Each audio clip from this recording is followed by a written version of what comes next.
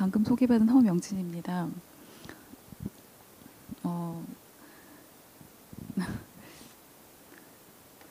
앞에 이제 소개 말씀을 길게 해주셔가지고, 근데 제가 오늘 그러니까 미리 그 소고를 드렸었고, 그리고 지금 또 소고하고 약간 좀 제가 점프를 해서 약간 문제의식을 좀 지금 버전을 좀 바꿔봤는데요. 그러니까 이런 방금 이제 그 말씀하신 그 융합적인 어떤 그런 흐름이나 그런 뭐 탈경계적이고 뭐 다매체적인 그런 성향의 그런 작업들, 그런 것들이 공인예술에서도 계속 이제 얘기되고 있다고 생각이 들거든요. 근데 그거를 저는 이제 신체와 어떤 응시라는 키워드를 가지고 좀 살펴보려고 하는데요. 그런데 이제 그게 이제 그런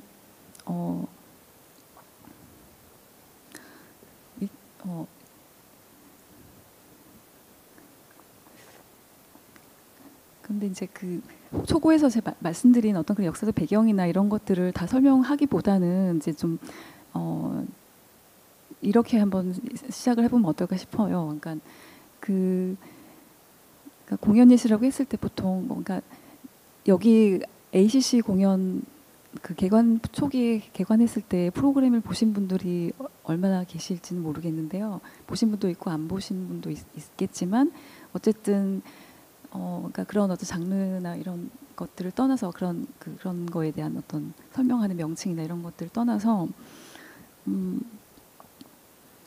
그러니까 무대라고 했을 때 그게 어떤 무대 공간이 있고 그거를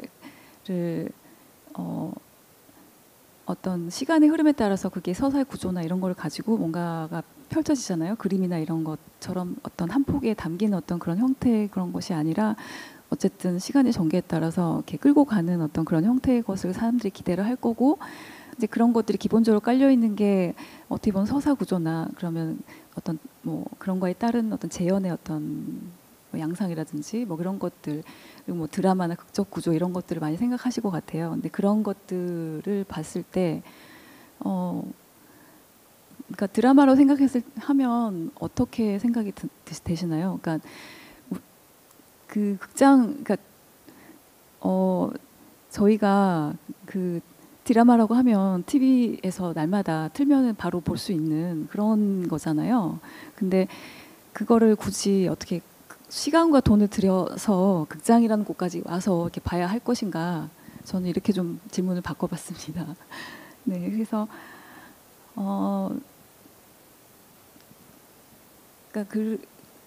그러니까 이게 어떤 거냐면 그 극장이나 그러니까 그 드라마라든지 이런 것들이 이미 TV에서 TV 매체에서 굉장히 많이 우리가 쉽게 접할 수 있는 그런 건데 과연 이것과 똑같은 것을 공연예술에서 이렇게 해야 될 것인가? 뭐 그러니까 춤도 마찬가지죠. 그러니까 춤이라고 했을 때도 그러니까 뭐 그 아이돌의 그런 그 화려한 군무들 그런 것들 TV에서 바로 접할 수가 있는 건데 그런 것들을 똑같은 거를 극장에 와서 그 힘들게 와서 이렇게 봐야 될 것인가라는 그런 질문을 다시 던져볼 수 있다고 생각이 들어요. 그러니까 그래서 그랬을 때 도대체 그러면은 이런 상황에서 어떻게 연극이라든가 춤이라든지 경쟁력을 가지고 사람들이 극장에 와서 볼 수 있게 볼 수 있게 하는가라는 어떤 그런 생각을 하게 되지 않을까 이런 생각을 해봤거든요. 그래서 그러니까 이 극장이라는 게 어떻게 보면 옛날에 지금의 TV의 역할을 그렇게 했던 것인데 그렇다면 극장에 와서 볼 수 있게 사람들이 보게끔 만드는 어떤 고유한 것이라는 게 무엇일까? 그게 뭐 어떻게 보면은 그러니까 이런 질문에 대해서 이런 질문을 가지고 이제 그런 고민을 가지고 여러 시도를 했던 것들이 뭐 최근에 얘기되는 뭐 포스트 드라마 연극이라든지 뭐 포스트 댄스나 뭐 농당스라든지 여러 이름으로 이제 설명이 될 수 있는 그런 거라고 생각이 들거든요. 네. 그런데 이제 그러니까 여기서 포스트라는 말이 보통 이제 그 이후에라는 뜻으로 많이 쓰이잖아요. 그런데 그 예술이나 철학에서는 이게 뭐뭇이 아닌이라는 뜻으로 많이 이렇게 사용이 되곤 합니다. 그래서 여기서도 이제 그거를 따라서 보면은 그러니까 포스트 드라마 연극이라고 했을 때는 뭐 드라마 아닌 드라마 뭐 그다음에 포스트 댄스라고 하면 뭐 춤 아닌 춤 뭐 이런 식으로 이해를 하실 수 있겠죠. 그런데 여기서 그런데 이제 이게 어떤 그런 전통적인 어떤 드라마라든지 춤을 부정한다기보다는 뭔가 그런 기존에 있던 관습에 대한 관습적인 재현이라든지 뭐 이런 거에 대한 비판 이런 거라고 생각하시면 될 것 같은데 여기에 대해서 그 안무가 마틴 스팽베르그라는 사람분이 그 포스트란 단어에 대해 설명해 놓은 게 있는데 잠깐 좀 살펴보도록 하겠습니다. 이게 포스트란 단어는 과거를 부정하고 뭐 그 유산을 청산하자는 것이 아니고 포스트란 말은 오히려 어떤 것이 그 자체의 존재, 역량, 입지를 성찰할 수 있는 능력을 획득했다는 것을 알려준다라고 말하고 있어요. 그러니까 이런 게 아까 저희가 제기했던 것 같은 그러니까 뭐 연극이란 무엇인가, 혹은 춤이란 무엇인가, 뭐 도대체 다른 것과 구별되게 뭔가 이런 활동들이 그러니까 다른 활동과 구별되게 줄 수 있는 어떤 고유한 그것은 무엇인가, 뭔가 그런 아까 제기했던 그런 질문들과 이렇게 뭐 맥락을 같이 한다고 생각이 들어요. 근데 아까 이런 질문들이 그런 모더니즘에서 이미 앞서서 던져졌던 그런 질문이라고 아까 또 말씀을 드렸었죠. 그러니까 그런데 이제 그러니까 이런 질문이 어떻게 보면 공연 예술 쪽으로 오면 그러니까 가장 늦게 던져지는 시기적으로 다른 뭐 분야 같은 경우 특히 미술 같은 경우는 뭐 그림이란 뭐 회화란 무엇인가라는 그런 질문 같은 거 던졌을 때 뭐 평면성이나 이런 식으로 뭔가 이렇게 딱 뭐 이미 이제 그런 것들 얘기들이 많이 나왔었는데 공연 예술은 뭐 시기적으로 훨씬 늦기도 했고 그런 질문을 던지는 순간 뭐랄까 그러니까 이미 아까 그 평면성이라고 이렇게 답했던 것처럼 그런 똑 떨어지는 답이 나오지 않는다는 어떤 그런 점을 살필 수 있을 것 같습니다. 그러니까는 이미 그 공연 예술에서 그 매체에 대한 질문을 하는 순간 굉장히 열린 질문이 돼버린다는 거. 그러니까 그거에 대해 매체를 경계에서 넘어서는 이미 그러니까 굉장히 많은 요소들이 개입되고 있기 때문에 공연 예술 자체에 그렇게 이제 얘기를 할 수 있고요. 그래서 이게 예전에 낡은 질문으로 다시 돌아가자는 그런 것과는 좀 다르게 이해를 하셔야 되지 않을까 생각이 듭니다. 그런데 이제 공연 예술에서 특히 신체라는 것을 가지고 봤을 때 훨씬 더 뭔가 그런 현상들이 더 극명하게 드러난다고 이렇게 생각을 할 수가 있거든요. 그러니까 물론 공연 예술에서 기존에도 무슨 신체라는 것들이 다 개입돼 있고 그렇긴 하지만 지금 여기서 얘기하는 건 어떤 점이 다를까요? 그러니까 신체에 대해서 어떤 관점을 가지고 그걸 다루느냐에 그런 문제가 있을 것 같아요. 그래서 가령 그러니까 바우하우스 같은 그런 여러분 잘 알고 계시죠? 바우하우스에서 신체를 다루는 그런 개념을 보면 조금 더 이해를 하실 수 있을 것 같은데 제가 잠깐 찾아본 이미지.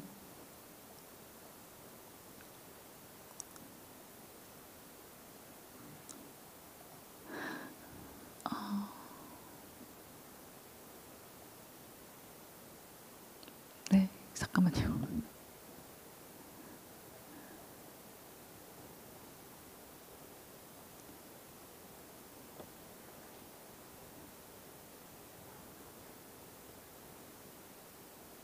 제가 뭘 눌러야 되는지 버튼을 잠깐만요.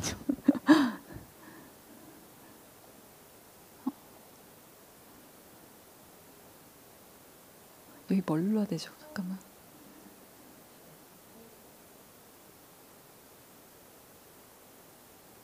아, 이건가요? 처음부터? 아닌데?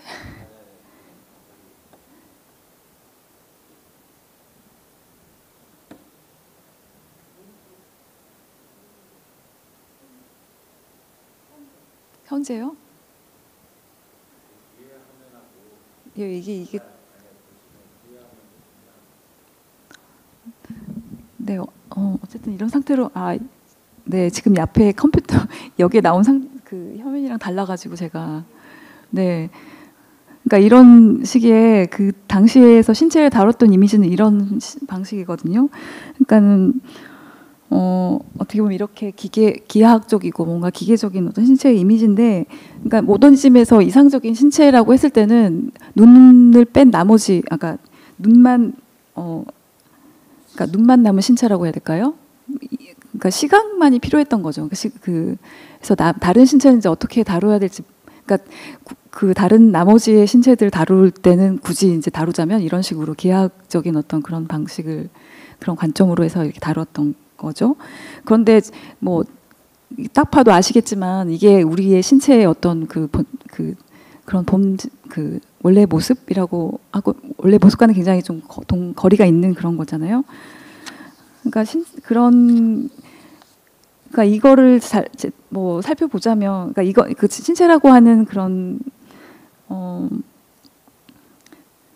그러니까 이것과 다른 어떤 신체의 본 모습은 어떤 것일까? 뭔가 그 사태 자체로 이제 돌아가자라는 그런 관점에서 보자면 굉장히 이거하고는 좀 다른 모습이 되겠죠. 그러니까 그런 거를 이제 환원 불가능성이라고 이제 현상학에서는 얘기를 했는데, 그러니까 그 환원 불가능성이라고 했을 때, 그러니까 현상학을 좀 더 얘기를 해보자면, 그러니까 현상학의 모토라는 게 바로 아까 말씀드린 사태 자체로 돌아가서 살펴보자라는 거고요. 그러니까 이런 비판을 했어요. 그러니까 그러니까 과학이라는 게 어떤 실험에 어떤 가설을 세우고, 그다음에 그걸 검증하고, 그래서 거기서 나온 결과를 뭔가 진리인 것처럼 이렇게 이제 받아들여지고, 그런 구조로 이렇게 이루어지잖아요. 그랬을 때 이제 그게 그런 가설과 검증의 그런 구도가 굉장히 어떻게 보면 인위적이고 인공적이고, 그러니까 예를 들어서 그 물이 100도에서 끓는다라고 했을 때, 근데 꼭 100도에서 끓지 않은 경우도 다 아시고 계시잖아요. 그러니까 이런 경우도 있듯이 뭔가 이렇게 사태 자체로 들어가자면 그런 이렇게 어긋나는 부분도 발생을 하고, 이제 그런 부분에 대해서 그 과학의 그 실험의 모델을 굉장히 비판을 많이 했었어요. 그래서 그런 사태 자체로 돌아가려면 뭔가 그 그러니까 선입견을 버리고 봐야 된다. 선입견을 배제하고 봐야 되고, 그 판단을 중지하고 뭔가 이렇게 가로를 치고 그걸 공백 상태로 남겨두고 뭔가 그 사태 자체를 볼 수 있게끔 그런 접근을 해야 된다라고 이렇게 얘기를 하거든요. 그래서 그걸 보기 위해서 어쨌든 의식에 투명하게 뭔가 그거를 환원을 시켜야 된다. 그러니까 환원이 여기서 나오는 말이거든요. 의식에 자기가 투명하게 파악하는 어떤 그런 상태를 추구를 했어요. 그래서 그거를 계속 현상학적 환원이라고 해서 계속 했는데, 이거를 현상학에서 주장했던 후설이라는 그 사람이 있는데, 그 사람이 이거를 계속 하다 보면서 이건 안 되겠다. 도저히 이거는 불가능하다라는 걸 스스로 이제 이렇게 얘기를 하면서, 그러면서 발견하게 된 게 뭔가 생활 세계라고 얘기를 하거든요. 그러니까 삶의 세계, 우리가 몸이 살아가는 세계를 발견을 하게 됐다라고 이렇게 얘기를 하고 있어요. 그래서 이렇게 환원 불가능하다라는 거는 그게 신체라는 것 자체가 어떤 그런 속성을 띠고 있다고 이렇게 생각해 주시면 될 것 같아요. 그러니까 신체라는 게 뭐라고 이렇게 딱히 뭐 규정 지을 수 있는 그런 말은 없지만, 어쨌든 뭐 저렇게 뭐 기하학적인 어떤 기하학적으로 이렇게 명료하게 떠오른 어떤 그런 이미지 외에 다른 많은 것들이 불투명하게 남아있다, 여전히 남아있는 그런 상태인 거죠. 그래서 이제 다른 그 미란 보조비치라는 그 다른 철학자가 있는데 그 사람은 그런 영역을 가지고 그런 영역에 대해서 뭐라고 했냐면 자녀의 암흑지점이라고 얘기를 했어요. 그러니까는 데카르트적인 주체로 환원될 때 그 배제된 영역, 그러니까 데카르트적인 주체라고 했을 때는 이렇게 이성적으로 뭔가 투명하게 의식으로 환원을 시킬 수 있는 그런 주체라고 할 수 있겠죠. 근데 그렇지 않고 그러니까 거기서 이제 환원이 되지 않는 그런 영역들, 그런 지점들에 대해서 자녀의, 그러니까 남아 있는 뭔가의 그 어슴푸레한 그 암흑의 지점이라고 그렇게 얘기를 하고 있어요. 그래서 이런 바우하우스가 이렇게 신체를 다루었기 때문에 그 다른 그 미술 집단하고 좀 다른 점이 이렇게 이제 그 무대 공방도 있고 뭐 건축도 있고 도시계획도 있고 굉장히 이제 여러 그 이질적인 어떤 그런 아티스트 이제 그 집결한 어떤 집단이잖아요. 그래서 그런 그 집단이기 때문에 뭔가 이렇게 그 모더니즘 자체 내에서도 불안정한 위치를 점하고 있다. 그런 예를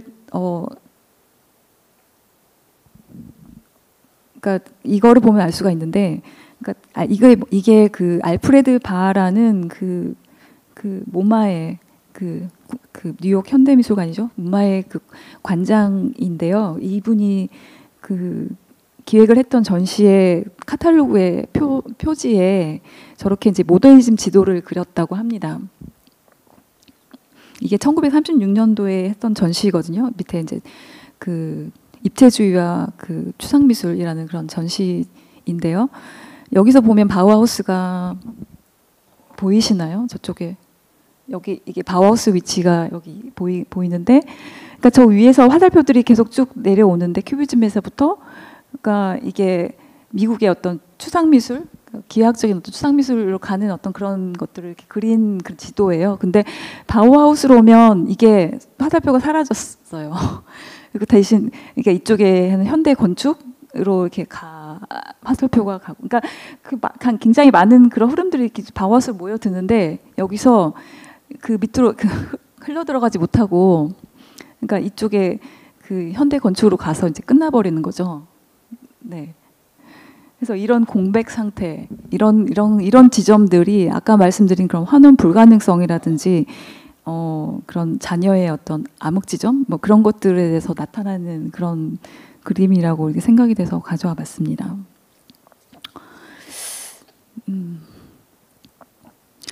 네.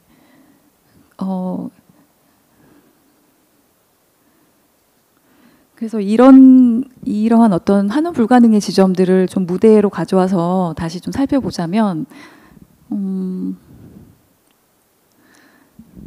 그 아까 말씀드린 재현이라고, 그러니까 그 뭐 포스트 드라마 연극이라든지 아니면 뭐 포스트 댄스라든지 이런 최근에 얘기되는 그런 개념들에서, 그런 흐름들에서 많이 얘기되는 게 재현에 대한 비판이라고, 그러니까 드라마가 굉장히 문제적이라고 얘기를 했잖아요. 그러니까 그게 이제 어떤 재현이라는 걸 기반으로 하고 있는데, 무대에서 이제 그런 재현이라는 게 어떤 대본을 기반으로 해서 그것들이 이제 무대화되는, 그랬을 때 그 재현이라고 얘기를 하는데, 그랬을 때 이게 진짜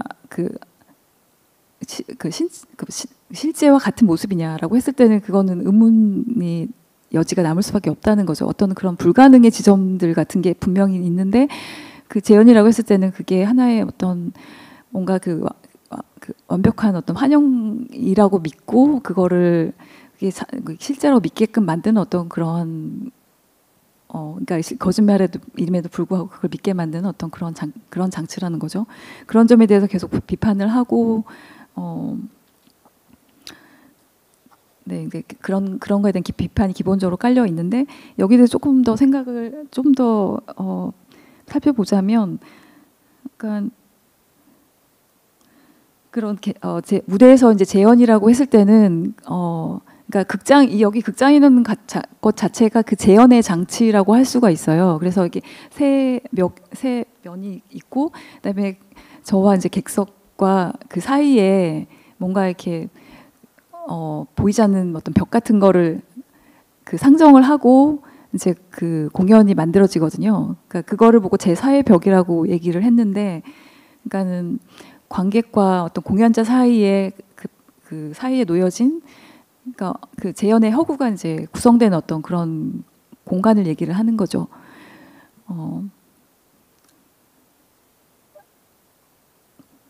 그러니까는 그러니까 이그 제4의 벽이라고 했을 때는 그 관객이 그 공연을 봤을 때 기대하는 것이 있고, 또한 여기서 무대에서 이제 배우들이 보여주고 하는 것과 뭔가 이렇게 기대가 어쨌든 맞닿을 수도 있고 어긋날 수도 있고 하여튼 그런 것들이 벌어지는 그런 공간이라고 할 수가 있어요.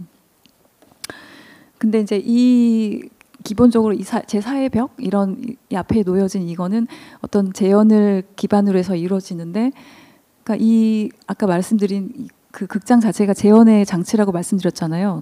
근데 이게 그 원근법에서 구성되는 어떤 그런 이미지와 어떤 비슷한 같은 그 메커니즘으로 만들어졌다고 이렇게 이해를 하시면 될 것 같아요. 그러니까 원근법에서는 그 정중앙에 단 하나의 어떤 그 주체를 대상으로 해서 그 주체에 가장 잘 보이는 가장 그 앞에 그러니까 그 대상을 위해서 뭔가 만들어지는 이미지로 이렇게 구성이 되는데, 그러니까는 그 단 하나의 그러니까 그 소실점이라고 하죠. 그러니까 그 원근법에서 보면 소실점이 있는데 그게 가장 잘 보이는 어떤 주체의 위치인 거죠. 거기서부터 그 이미지가 이렇게 완전히 펼쳐지듯이 구성이 되는데, 그러니까 그 원근법에 대해서 뭐라고 했냐면 그게 그 관객 앞에 놓여진 공간이다. 그러니까 관객이 거기에 안에 살아가는 뭔가 그런 공간이 아니라 그 관객 앞에 펼쳐져서 연출되듯이 이렇게 구성된 공간이다. 인공적으로 뭔가 이렇게 그러니까 관념적으로 이렇게 구성된 뭔가 가장 잘 보이도록 맨 앞에 있는 그 주체에 가장 잘 보이도록 이렇게 구성된 그런 이미지잖아요. 그 재현의 어떤 원근법에 의해서 만들어진 그런 공간을 보면 3차원이라고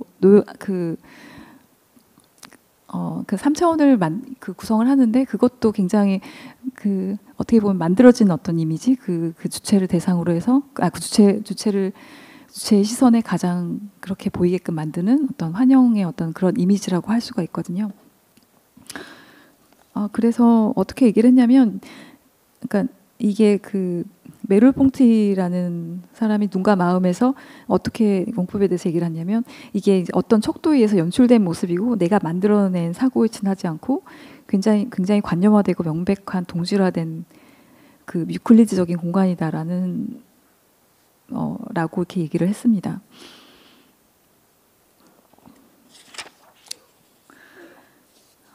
그런데 이제 여기서 그런 것들이 이제 의문시 되는 그런 지점들이라고 했을 때,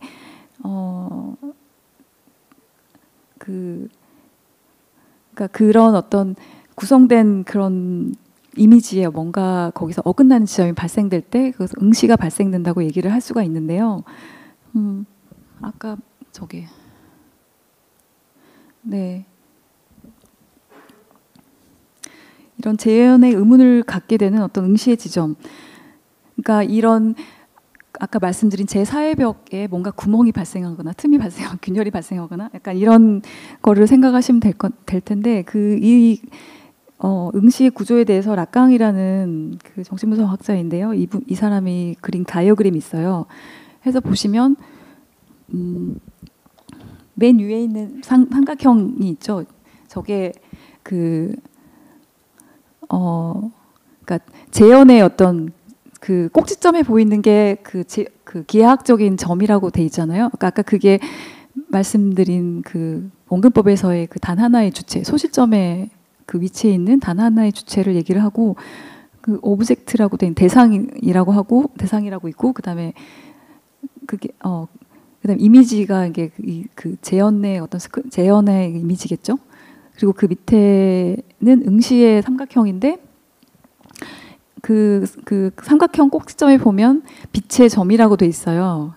그게 그러니까 광점인데 이게 어떤 의미냐면, 그러니까 이 락강이 처음에 이제 응시라는 거를 이제 발견을 했을 때 그 배를 타고 가다가 그러니까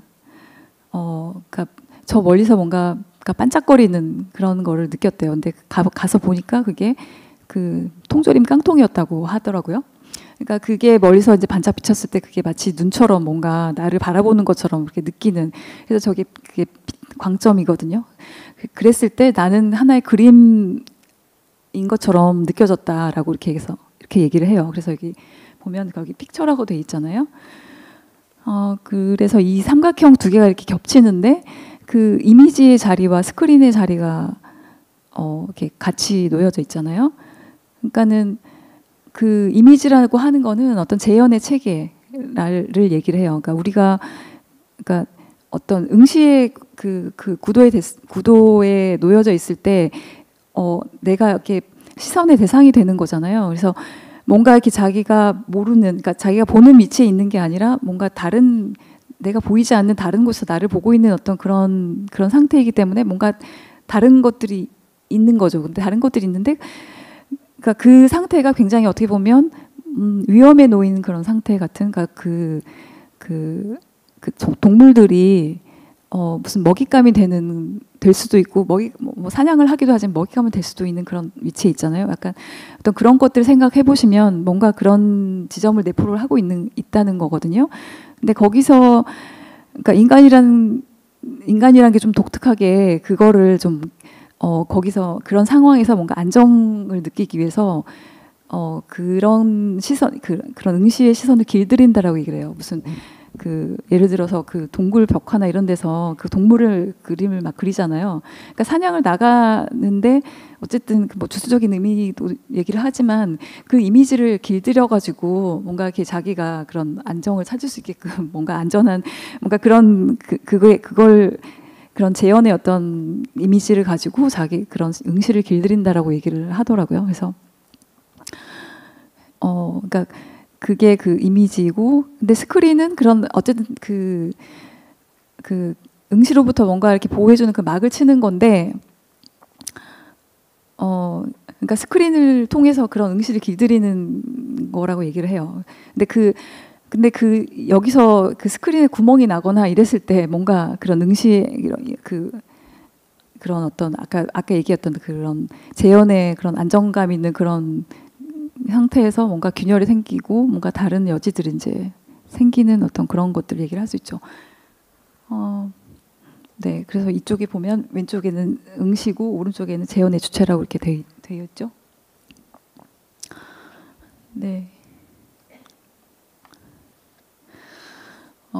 그래서 그런 응시를 가지고 작업을 한다는 거를 좀 더 생각해 보면 그런 재현에서의 어떤 응시라는 걸 그러니까 응시가 뭔가 재현에 대해서 의문을 갖게 되는 그런 지점들을 발생시킨다라고 얘기를 했잖아요. 그러니까 예를 들어서 이런 거를 생각해 보시면 어떨까 하는데 그러니까 죽음이라고 얘기를 했을 때, 그러니까 죽음이라는 거는 재현의 체계로 어떻게 도저히 그러니까 감당할 수 없는 어떤 그런 거죠. 여러분들이 쉽게 생각해도 알 수 있듯이. 뭐 죽음을 만약에 연극에 재현을 한다 그랬을 때 어떻게 할 것인가. 보통 뭐 죽는 신용을 한다거나 여러 가지 이제 뭐 그런 것들 하겠죠. 근데 그렇다고 해서 그게 죽음은 아니고, 죽음이라는 건 절대로 재현될 수 없는 그런 거잖아요. 그래서 이런 거, 그러니까 이 작품은 그러니까 포스트 엔터테인먼트라는 그런 단체의 작품인데요. 그러니까 해고를 입은 남자가 나와서 이제 연극에 대해서 이제 얘기를 하는 거죠. 연극 자체가 그러니까 굉장히 연극이 죽어버렸다는 어떤 그런 식의 은유로 저런 해골 복장을 하고 나오고 있고, 그다음 밑에 쓰러져 있는 그 여자 배우인데요. 이 사람은 죽는 연기를 해요. 계속 죽으려고 하는데 계속 죽어지지 않는 어떤 그런 연기를 이렇게 하는. 굉장히 좀 풍자적으로 그리고 있는데 국내 작가 중에서도 정세영 안무가이면서도 연출가죠. 이분이 그 세 마리 곰이라는 그런 작업을 했는데 이거는 이제 세 마리 곰이라고 해서 그 우리가 흔히 아는 곰 세 마리 노래 있잖아요. 거기 나오는 그 세 마리 곰인데 그러니까 이 곰 세 마리가 사는 집에 어떤 그 소녀가 이제 놀러 가가지고 수프를 먹다가 보니까 이제 곰이 곰이 들이닥친 거예요. 근데 그 나머지 곰은 어디 갔냐 해서 나머지 이제 다른 곰들을 찾으러 이제 가는 어떤 그런 줄거리인데요. 거기서 이제 벌어지는 뭔가의 비극. 그러니까 여기서 다루고자 하는 거는 비극이거든요. 비극이라는 게 무엇인가? 비극적인 상황이라고 했을 때, 그러니까 그 밑에 보시면 여기 이게 그 LED로 무슨 패널 같은 거거든요. 여기에 무슨 단어들이 나와요. 그러니까 비극과 연관된 그런 단어들이 저기에 그 텍스트로 나오고 있는데, 그러니까 예를 들어서 뭔가 팔이 잘린다라는 거라든지 뭔가 잡아먹힌다. 그러니까 여러 가지 곰이 있을 때 생각할 수 있는 여러 가지 비극적인 상황들에 대해서 이제 굉장히 간결한 텍스트로 저렇게 이제 이렇게 무대에서 표시가 되고 있고, 그런데 이걸 어떻게 재현할 것인가라고 했을 때 굉장히 난감하겠죠. 그런데 이 안무가라고 해야 될까 계속 헷갈리는데 이 작가는 그러니까 그 재현을 하지 않고 어떤 그 감각적인 어떤 그런 측면에 좀 집중을 한 것 같아요. 그 재현을 하지 않고 그거에 도달하는 어떤 방식. 그러니까 그렇다고 해서 물론 그거에 똑같이 도달할 수는 없지만 어쨌든 그럼에도 불구하고 어쨌든 그럼에도 재현을 한다는 것 자체가 더 거짓말이기 때문에 뭔가 유사하지 뭔가 그래도 가까이 갈 수 있는 어떤 그런 방법들을 이제 생각이 낸 거죠. 그래서 어떤 식이냐면 그러니까 이런 장면들도 있는데, 그러니까 팔이 잘린다라고 했을 때 실제로 저거 나무를 가져다 놓고 저렇게 잘라버리거든요.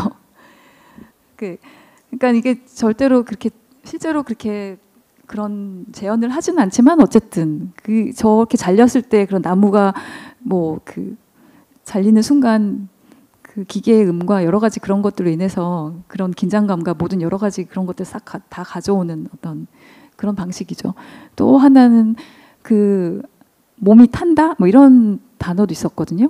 근데 몸이 탄다라고 했을 때 어떻게 작가 했느냐 하면은, 그러니까 그 무대에 이제 수도꼭지가 여기가 이제 수도예요. 그러니까 수도꼭지가 있는데 저기서 이제 물을 뒤집어 쓰고 이런 전선줄 있죠. 전선줄을 이렇게 가만히 잡고 있는 거예요. 그러니까 일단 그 감전의 어떤 그런 상황, 그러니까 몸이 뭔가 이렇게 실제로 타지는 않지만 뭔가 그런 상황을 잠재되어 있는 그런 상황들을 가지고 뭔가 그런 감각들을 뭔가 이렇게 발동시키는 또 그런 작업들을 여기서 이렇게 하고 있는 걸 볼 수가 있습니다. 그러니까 이 작가는 굉장히 어떤 재현이라든지 그런 문제의식을 가지고 이런 식으로, 그러니까 뭔가 그러니까 재현이라고 했을 때 그냥 이거 똑같이 비슷하게 한다 이런 식이 아니고, 그러니까 감각적인 측면에 좀 집중해서 작업을 한 거죠. 그리고 다른 작업을 보면 아까 연극 연습 이 작업이 연극 연습이라는 그 기획의 일부로서 첫 번째로 소개했던 작품이거든요. 근데 연극 연습이라는 그 기획 자체가 이제 그러니까 연극을 연습한다라고 했을 때, 그러니까 뭔가 잘 안 되니까 계속 연습을 하겠죠. 잘 될 때까지 한다거나. 그러니까 뭔가 이렇게 재현이란 이런 연습이라는 그런 컨셉이라는 것 자체에서 뭔가 재현에 대한 뭔가 그 자체가 계속 끊임없이 새롭게 그러니까 다시 그러니까 뭔가 하나의 정해진 어떤 정답이라는 게 없다는 어떤 그런 것들을 얘기를 하는 그런 컨셉이라고 생각이 들어요. 그래서 그 이후에도 그 연극 연습이라는 컨셉에서 굉장히 흥미로운 작업들이 많이 나왔었는데 이제 내일 고주영 그 기획자님께서 좀 더 상세하게 잘 풀어주시라고 이제 생각이 들어서 네. 그리고 정세영 작가의 다른 작업을 좀 보면 이거는 이제 데우스 엑스 마키나라는 작품인데요. 데우스 엑스 마키나라는 그 뜻이 뭐냐면 기계장치의 신이라는 뜻입니다. 근데 기계장치의 신이라고 했을 때 그러니까 이게 그 연극에서 예전에 그러니까 그리스 연극에서 이제 나왔던 어떤 개념인데요. 그러니까 굉장히 뭐 어떤 그 주인공이 뭔가 어려운 상황에 뭔가 처했을 때 갑자기 뭐 신이 나타나고 뭔가 이렇게 문제를 갑자기 해결한다거나 이런 식의 어떤 그런 구성들 있잖아요. 그러니까 뭐 우리가 드라마에서도 많이 보잖아요. 무슨 주인공 뭐 그러니까 등장 인물에서 뭔가 공경이 처한 그런 상황이 됐을 때 말도 못하게 뭔가 갑자기 누군가 나타나가지고 뭔가 해결해준가 구해준다거나 그런 상황들 많이 그런 것들 많이 접하잖아요. 약간 그런 게 처음 이렇게 기계장치 신이라는 이런 개념으로 이렇게 나타났다는 그런 건데 그걸 가지고 이제 작업을 한 거죠. 그래서 저기 이렇게 무대에 그 조명을 거는 그런 바텐이라고 하잖아요. 거기에 이제 매달려 있는데, 그러니까 우리가 이제 그 신이라고 이렇게 소환을 하는, 그러니까 극에서 연극에서 이렇게 신이라고 소환을 하는데 그게 기계장치에 불과하다라는 어떤 그런 거. 그리고 온갖 여러 가지 환상의 장치가 등장을 해요. 포그 머신이라든지 뭐 굉장히 뭐 극적이고 웅장한 그런 음악이라든지, 그러니까 뭐 여러 가지 이제 뭐 그러니까 천상의 어떤 그런 신의 뭐 그런 거를 암시하는 듯 뭔가 이렇게 그 전기 주전자에 뭐 물을 끓여가지고 수증기를 막 올려보낸다거나 약간 이런 식의 어떤 여러 가지 환상을 만들어내는 그런 요소들을 이제 사용을 하는데, 그러니까 그것들을 굉장히 끊임없이 쓰죠. 그것들을 그러니까 배제해야 된다. 그러니까 저 아까 뭐 포스트 드라마 연극이라고 해서 뭐 재현을 비판하고 뭐 해서 그걸 안 한다는 게 아니라, 그러니까 그거에 대해 비판을 그러니까 그러니까 이렇게 정세영 씨의 작업처럼 일부러 과장되게 더 일부러 함으로써 이제 그거에 대해서 그거에 대해 비판을 할 수도 있는 거죠. 그러니까 그 연극을 재현을 함으로써 재현을 비판을 하는 어떤 그런 작업이라고 볼 수가 있을 것 같습니다. 네, 그리고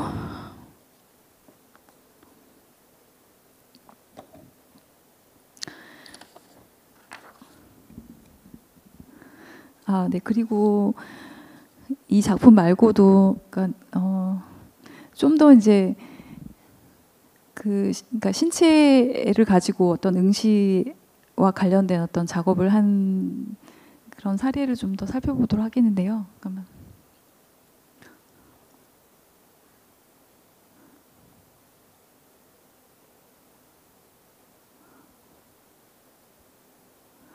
네, 이거는 오늘 같이 대담해 주신 노경 선생님의 그 작업인데요.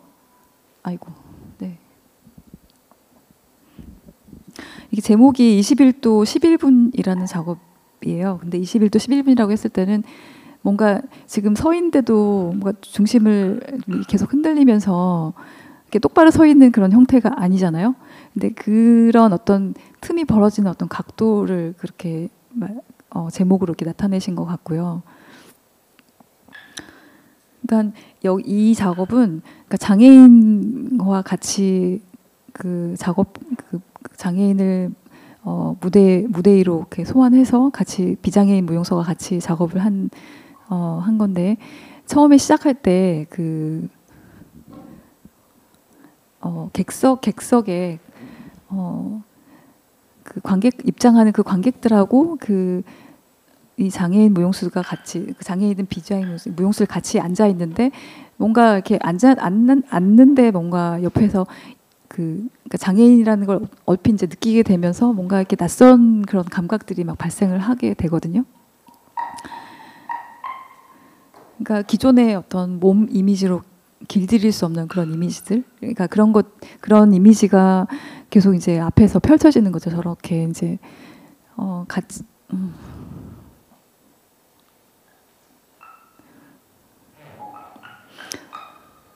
여기서 이제 약간 중심을 잡고 뭐 이런 중심이 흔들리고 이런 식의 이러한 그러니까 밑바닥의 바닥을 굉장히 사용을 해서 바닥을 그러니까 우리가 중심을 이루고 있는 가장 근간이 되는 게 발바닥이잖아요. 그 발바닥이라는 거를 이게 그거를 바르게 위치를 시키면 어떻게 몸의 움직임이라든지 이런 것들이 변화할 것인가 이런 거를 중심으로 동작물 리서치를 하셨던 것 같아요. 근데 이제 이거를 보다 보면 굉장히 기존 몸의 움직임하고 다른 어떤 우리가 길들일 수 없는 그런 이미지. 그러니까 그 장애인의 몸 자체도 그러하지만 움직임 자체도 약간 그런 방식으로 네 우리 그런 방식으로 계속 뭔가 그러니까 우리가 받아들일 수 이런 이미지 우리가 받아들일 것인지 말 것인지 막 항상 그러니까 계속 이렇게 이걸 보면서 갈등하는 상태로 이렇게 있게 되는 네 그런 작업이었던 것 같아요.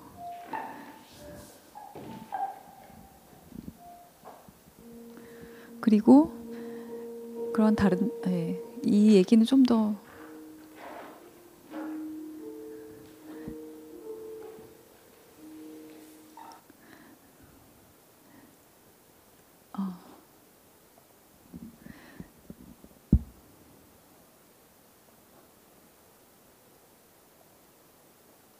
네, 잠깐만요.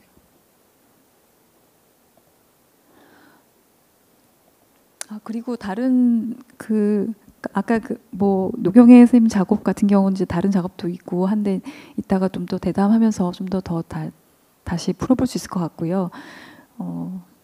이거는 황수연 안무가의 이제 작업인데 검정 감각이라는 제목이에요.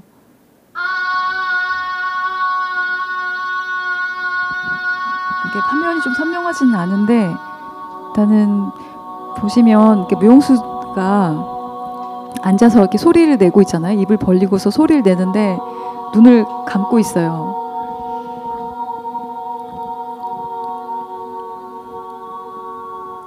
그러니까 이렇게 눈을 감고 있을 때 이거 자체가 일단은 그러니까 눈을 감고 이렇게 움직인다는 것 자체가 무대에 공연하는 사람 입장으로서는 그렇게 쉽지는 않은 걸 것 같아요. 그러니까 그런 이 자체가 어쨌든 약속이고 뭔가 의식적인 그런 안무적인 어떤 행위라고 하더라도, 그러니까 이런 어떤 그 진행이 되면서 그 몸의 움직임이라든지 이런 거에서 분명히 어떤 그 무의식적인 어떤 측면들이 계속 그 개입하지 않을 수밖에 없는 이런 그런 작업이라고 생각이 듭니다.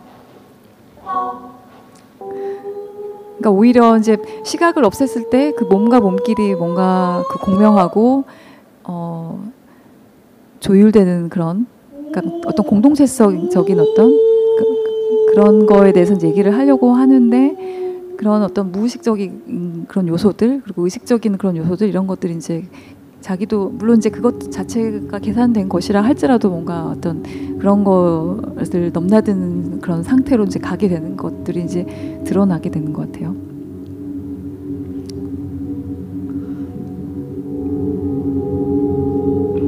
그러니까 이런 것들이 우리가 공연에서 봤을 때 이런 신체를 볼 거라고 기대를 하지 않잖아요. 근데 그런 것들을 이제 가지고 들어오는 거죠. 이 작업도 있고 그다음에 다른 작업도 있는데요. 네, 이거는 그 경복궁에서 정관원이라는 그런 장소가 있는데, 네, 제목이 이제 이라는 작품입니다. 근데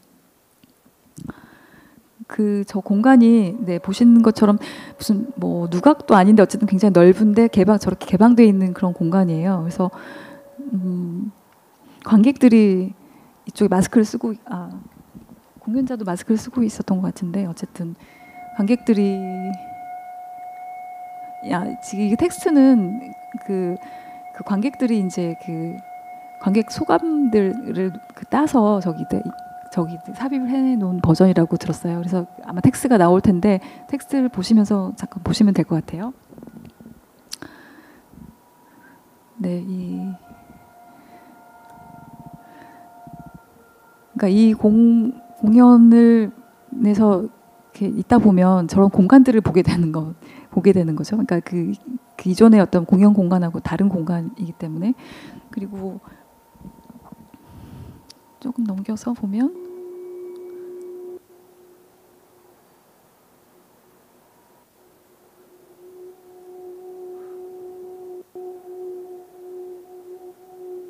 네.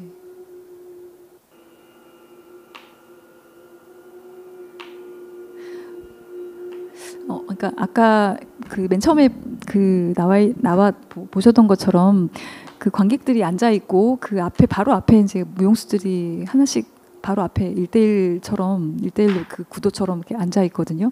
거기서 그 무용수들이 역시 거의 눈을 감고 있죠. 눈을 감고 있는데 이렇게 뭔가 이렇게 그 자신의 몸에 때려서 이렇게 진동을 내기도 하고 아까 같이 그 검정 감각에서 같이 그런 뭔가 이렇게 소리를 내기도 하고 네, 계속 공간 얘기. 네, 그리고 저렇게 뭔가 이렇게 공연 보다 보면 꾸벅꾸벅 졸기도 하잖아요. 뭔가 이렇게 조는 그런 상태의 그런 움직임을 이렇게 무용수들이 거의 그 관객의 거의 코앞에 와가지고 저렇게 이제 막 하는 걸 볼 수 있어요. 근데 굉장히 이제 저랬을 때 뭔가 그 관객들이 당황스러운 게 있겠죠. 그러니까 갑자기 보통은 이제 공연자와 그 일정한 거리를 두는 거라고 사람들이 기대를 하잖아요. 근데 기대를 하는데 갑자기 막 그 거리가 깨져버리고 그런 거리 감각이 깨져버리고 거의 바로 거의 옆에까지 와갖고 코앞에서 이제 저 조는 건지 이렇게 의도적으로 저렇게 하는 건지 또 헷갈리는 그런 아마 이제 의도적으로 하는 그런 측면들이 있겠죠. 분명히 이제 안무고 공연이고 하니까. 그런데 이제 저렇게 하다가 근데 저렇게 했을 때 내가 어느 각도로 그 쓰러질 것인지는 계산을 못 하겠죠. 예를 들어서. 그러니까 뭐 그런 뭔가 이렇게 우리가 그런 무용수라든지 공연에 대해서 뭔가 생각하고 있는 어떤 그런 이미지나 그런 거에 대해서 계속 이렇게 뭔가 이렇게 어긋나는 그런 식의 그런 사태들이 계속 이제 발생이 되는.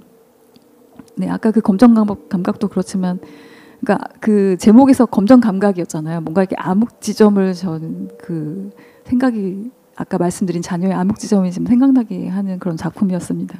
이 작품도 마찬가지였고요.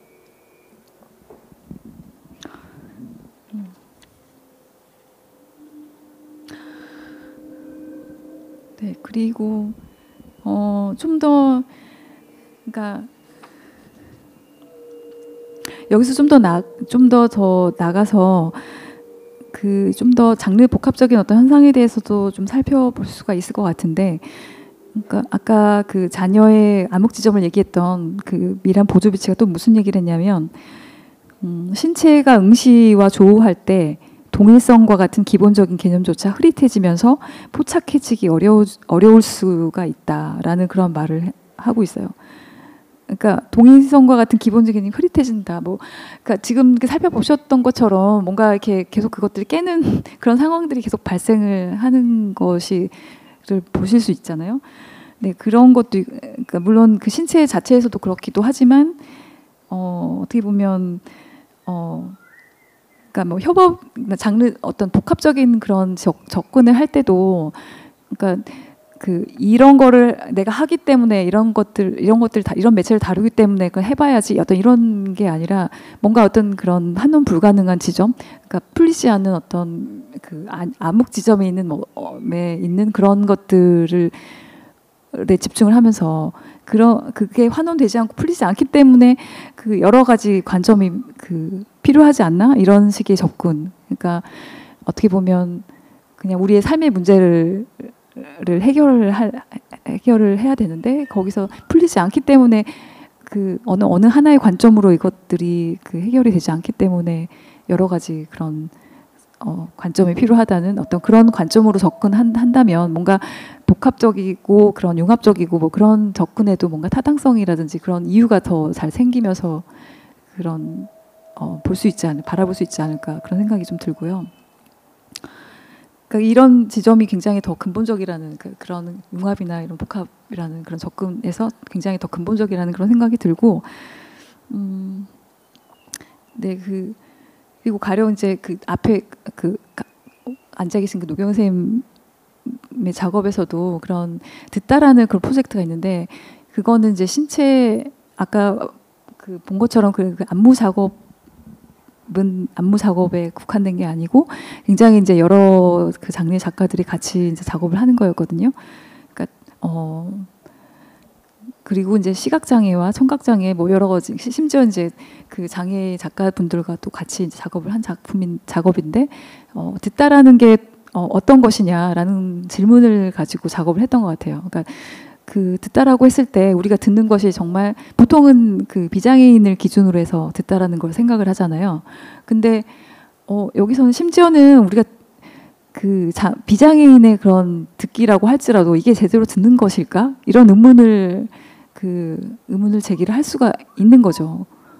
그랬을 때는 이게 장애와 비장애의 그런 문제도 아닌 거고, 굉장히 듣기라는 현상이 이렇게 다양할 수가 있고, 굉장히 이런 게 우리가 알고 있는 듣기라는 게 이게 아니었구나라는 그런 생각을 할 수도 있게 되고, 어쨌든 그런 프로젝트였다고 생각이 됩니다. 그래서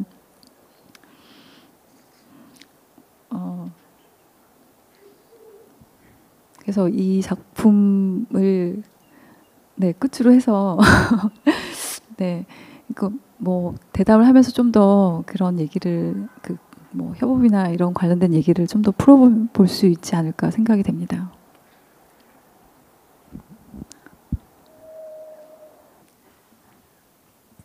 저는 선생님께서 계속 얘기해 주신 노경애라고 하고, 저는 또 안무를 하고 있습니다.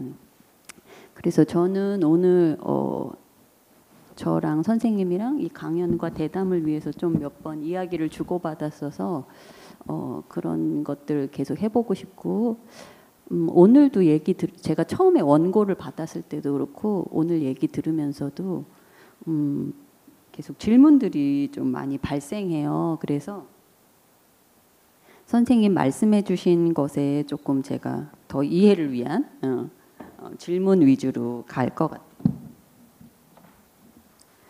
저는 이제 처음에 저희가 카페에 만나서 이야기를 나누는데, 지금 여러분들 여기 와 계신 분들은 초안을 다 받으셨겠지만 저도 이 초안을 이메일로 받았거든요. 근데 저한테 굉장히 어렵더라고요. 그래서 이게 무슨 말 뜻일까 봐 혼자 굉장히 막 파고들고 하다가 이제 선생님을 처음에 카페에서 만났는데 딱 하시는 질문이 오늘 강연 시작할 때 그 질문이었어요. 그러니까 요즘 넷플릭스나 또 TV 드라마 너무 재미있게 너무 시선을 사로잡고 자본도 엄청 투자해서 이렇게 하는데 그럼 공연 예술은 무엇을 할 수 있나, 이런 질문을 던지는데 그게 굉장히 저한테 확 와닿더라고요. 그리고 그게 저희가 공연 예술 창작자들이 생각을 안 하고 있어서 확 와닿는 게 아니라 아마 많이 생각을 하고 있어서 그랬을 것 같아요.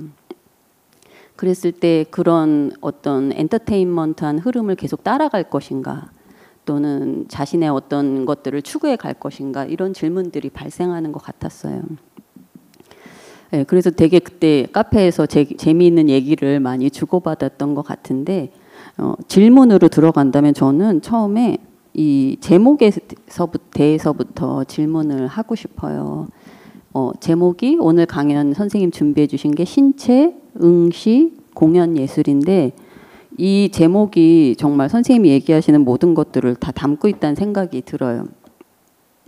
근데 이제 저는 처음에 응시에 대해서 먼저 질문을 하고 싶은데, 제가 이 원고를 딱 받았을 때 응시라는 단어를 들었을 때 이제 저의 개인적인 생각으로는 응시란 바라보기의 방식이고, 아마 선생님께서 말씀하시는 것은 다른 방식의 바라보기일 것이거나 아니면 좀 더 깊이 있는 방식, 이런 것들이시지 않을까 했는데, 계속 강연 듣고 또 원고 읽으면서 응시가 그런 수동적이거나 어떤 사유적인 방식이 아니라 선생님께서 얘기하시는 게 훨씬 더 주체적이라고 해야 될까요? 훨씬 더 어떤 능동적인 그런 행위라는 생각이 들어요. 그래서 제가 느끼기로는 기존에 저희가 익숙해져 있는 모든 공연 예술의 그런 조건들, 어떤 시스템들을 흔들고 개입하는 그런 작용이라는 생각이 드는데 선생님 응시에 대해서 조금 더 설명해 주실 수 있으세요?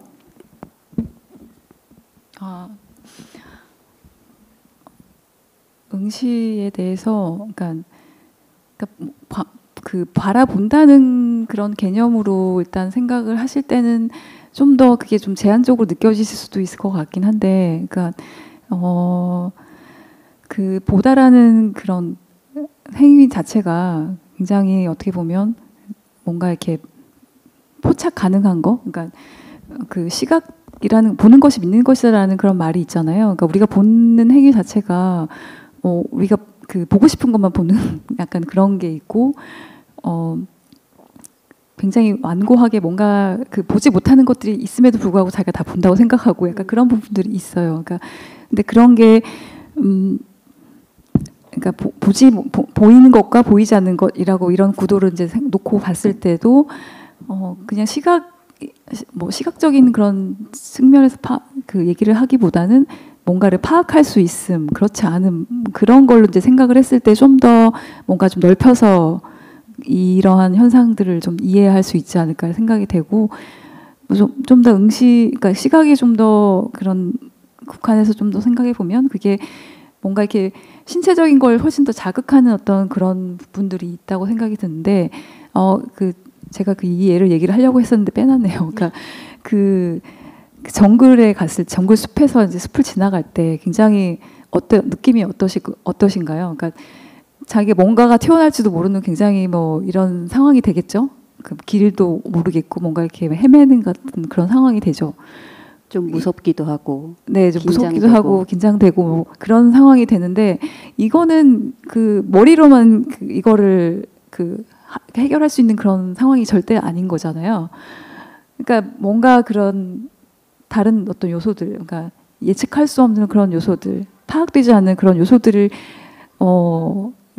존재하고 있는데, 그런 상황에서 이제 몸이 그러니까 대처해 나가려면 이제 몸이 작동을 해야 돼. 몸이 이제 뭔가를 이거를 헤쳐 나가야 되는 그런 느낌의 약간 그런 상태가 되는 거잖아요.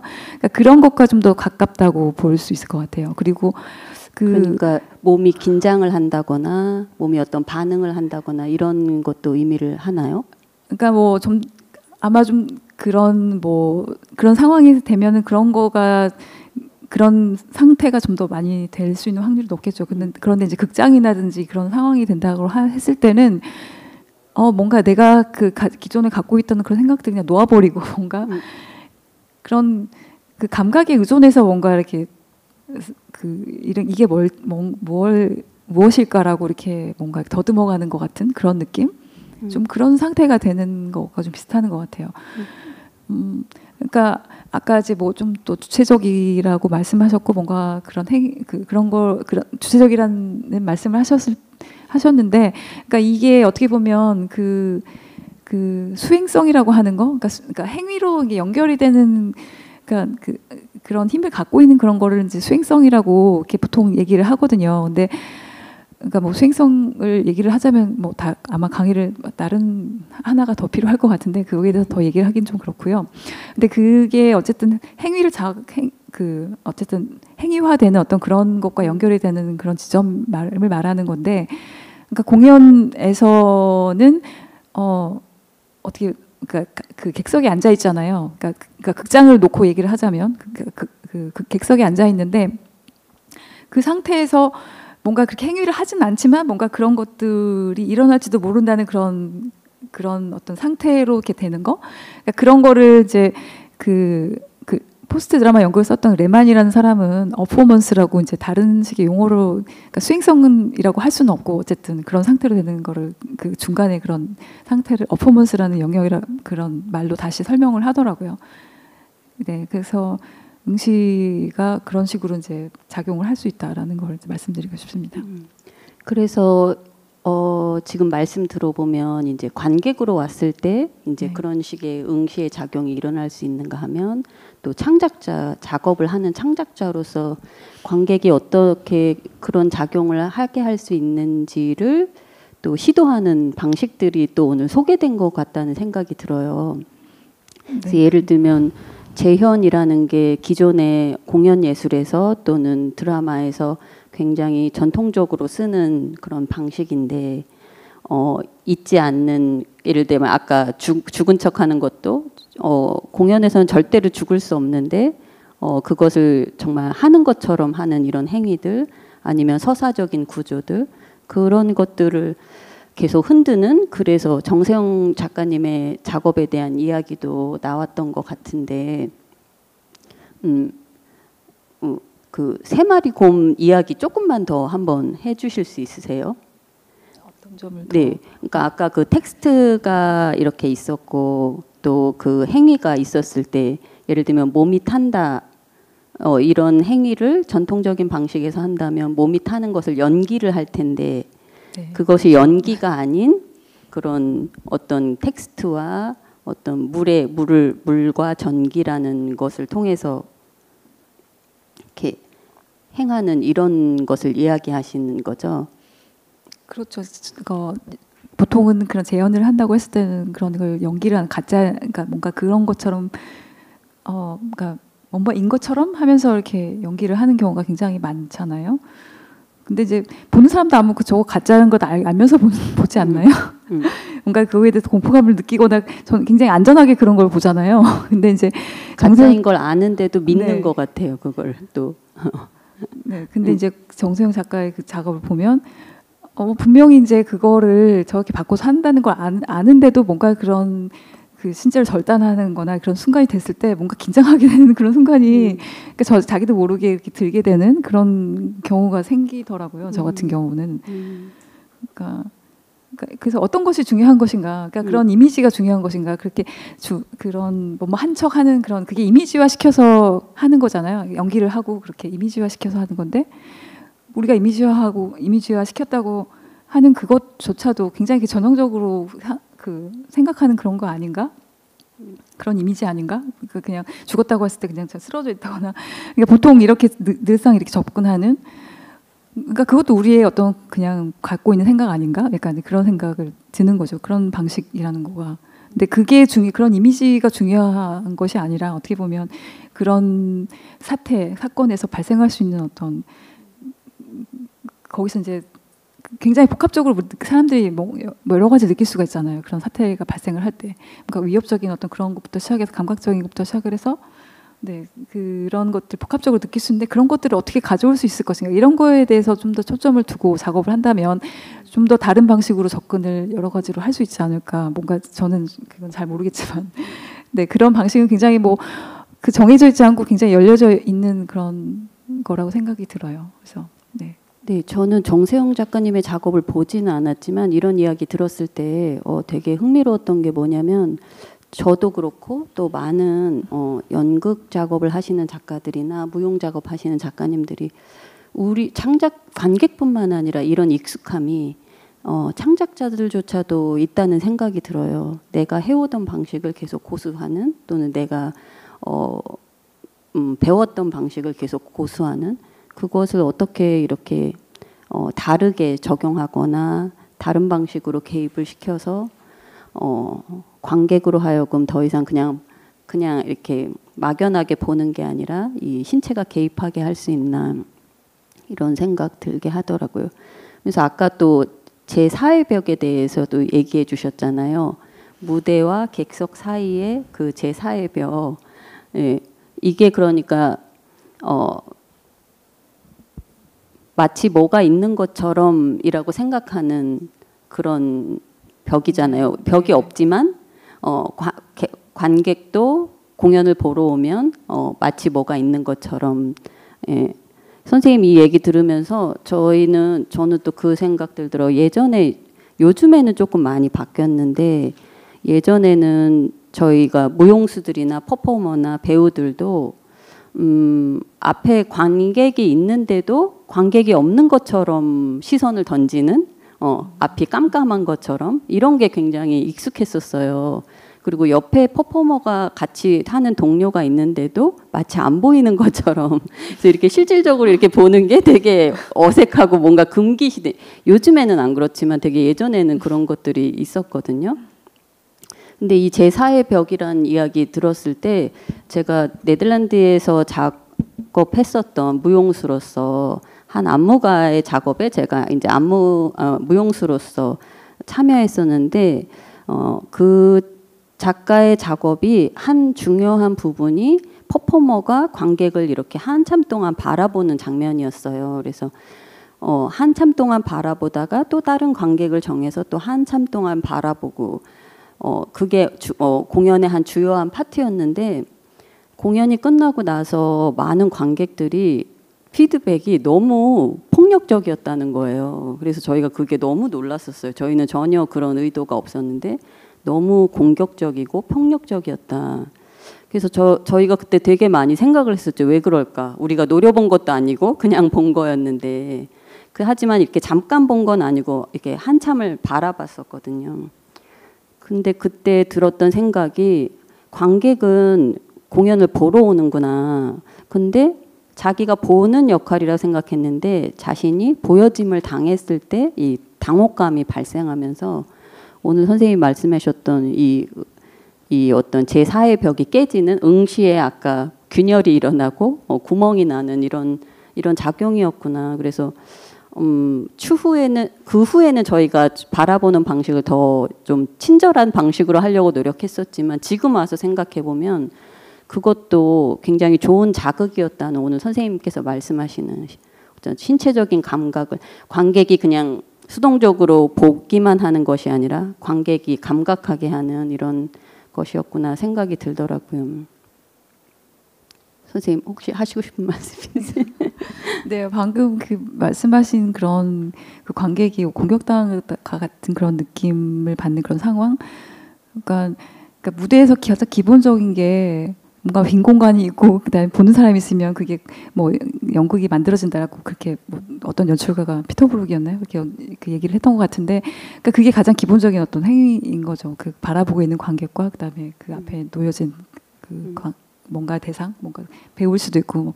근데 그게 거기에서 방금 거기에 이제 문제 제기를 하는 그런 행위였던 것 같고요. 그러니까 실제로 저도 객석에서 그런 공격당한 것 같은 그런 느낌 굉장히 많이 받은 때가 있었어요. 그러니까 그 어떤 공연이었냐면 그 지휘를 하는 그런 행위 그것 자체가 안무다라고 하면서 이제 봄의 제전을 그런 지휘하는 그런 무용 그 안무가가 있었거든요. 지휘하는 그런 걸 작업화하는. 근데 그 객석 이게 그 객석 밑에다가 스피커를 이제 설치를 해놨는데 그 악기 편성이 있잖아요. 오케스트라. 그러니까 객석 자체가 오케스트라인 거예요. 거기다가 그러니까 그 악기 편성을 그대로 배치를 해놓고 정말 그 앞에 있는 그 무용수인데 그 지휘자인 무용수가 그거를 그쪽으로 연주를 할 때 그 손짓 하잖아요. 근데 그 자리에 딱 앉아 있었을 때 손가락이 굉장히 막 뭐랄까 자신을 향하는 네, 막 찌른 듯이 느껴지는 경우, 심지어 그런 관객을 찌르는 네, 그런 경우를 느끼게 돼요. 그러니까 그게 생각보다 이런 극장 상황에서 그렇게 공격적으로 느껴지는 경우가 있더라고요. 그러니까 그런 게 발생하는 이유가 굉장히 오랜 시간 지켜온 그 역할, 관객의 역할, 또 퍼포머의 역할, 또 무대의 역할, 객석의 역할이 뒤바뀌거나 전복될 때 발생하는 것 같다는 생각이 들어요. 그래서 오늘 선생님 하시는 말씀이 좀 계속 그런 것들을 흔드는 이런 이야기들을 해주시는 것 같아요. 저는 황수연 작가님의 이 봤을 때 저가 좀 그런 걸 느꼈던 것 같아요. 제가 공연을 많이 안 보러 다니는 편인데 아까 선생님께서 설명해 주셨던 것처럼 뭔가 이렇게 공연을 보러 갔는데 이 퍼포머들이 꾸벅꾸벅 존다는 이 상태가 계속 이 작업에서 뭔가 중간적인 상태를 경험한 것 같다는 생각이 들었어요. 그러니까 꾸벅꾸벅 존다는 게 완전히 자는 것도 아니고 깨어 있는 것도 아니고, 이라는 이 소리도 노래를 부르는 것도 아니고 침묵도 아니고 그래서 그런 중간적인 것들이 계속 보면서 이건가 저건가 제가 계속 저 사람이 소리 내나 저 사람 소리를 내는 건가 안 내는 건가 전 진짜 자는 건가 아니면 정말 꾸벅꾸벅 연기하는 건가 이런 것들 그런 것들이 네 그런 생각이 드네요. 근데 오늘 저가 이제 선생님이랑 얘기도 나누고 이러면서 응시를 일으키는 여러 가지 요소들 발생시키는 응시의 균열을 일으키는 여러 가지 요소들 중에 선생님은 말씀해 주시지 않았지만 저는 또 시간성에 대한 다른 시간성에 대해서도 얘기하고 싶더라고요. 그러니까 제가 약간 신진 작가분들과 어떤 창작 작업에 대한 워크숍 많이 할 때 시간의 구조에 대해서 얘기 많이 해요. 그래서 드라마에서 뭐 기승전결 있듯이 그게 이제 창작자도 또 관객도 익숙한 구조인데 그 구조를 이렇게 흔들었을 때 어떤 일들이 일어나는지 그러면서 제가 그 예전에 안무를 처음 이제 작업을 시작할 때 지루함에 대한 이야기를 한 적이 있었어요. 지루함에 대해서 글을 쓴 적이 있는데 이게 오늘 선생님 얘기하신 거는 조금 그때 저도 나름의 고민이 있었던 게 많은 창작자들이 이렇게 이 장면이 지루하면 어떡하지? 이 장면 지루하면 안 되는데 지루하면 바꿔야 되는데 이런 이야기 그다음에 어떤 유튜브나 또 이런 어떤 SNS나 이런 흐름들이 계속해서 빨라지고 있는 이 속도감에서 지루함이 오히려 전략적인 시간 구조에서 전략적인 방식으로 사용될 수 있겠다 이런 생각하면서 지루함을 오히려 시간 구조에서 일부러 배치시킨 그런 게 있었는데 저 같은 경우에는 또 장애 작가님들이랑 작업을 할 때 또 그런 걸 많이 느껴요. 그래서 얼마 전에도 저랑 오래 작업해 오신 내변병 장애 작가님하고 같이 포럼에 있었는데 이분이 말씀하시는 그 발음이 이렇게 말씀이 뚜렷하지 않으니까 굉장히 천천히 이야기해야 되고 굉장히 온 힘을 다해서 이렇게 이야기하시는데 이분이 계속 비장애인들이 말할 때 그 흐름에 지나다가 이분이 말씀하시면 모든 듣는 분들이 다 주의를 굉장히 집중해야 되고 그럴 때 이 어떤 그냥 일관적으로 흐르던 흐름을 다시 잡아 당긴다거나 지연시킨다거나 또 다르게 개입한다는 이런 생각이 들어요. 이게 말할 때뿐만 아니라 공연에서도 그런 생각이 들거든요. 되게 불균형한 어떤 이 몸이 걸어가는 이 상태가 무엇이 옳은 속도인가 아닌 속도인가에 대한 질문도 있지만 시간을 되게 다르게 배치시키고 감각하게 한다는 생각이 들어요. 선생님 시간에 대해서는 어떻게 생각하세요? 그러니까 시간성이 생긴다는 것 자체가 그걸 의식하는 순간부터 뭔가 이렇게 시간성이 발생을 하거든요.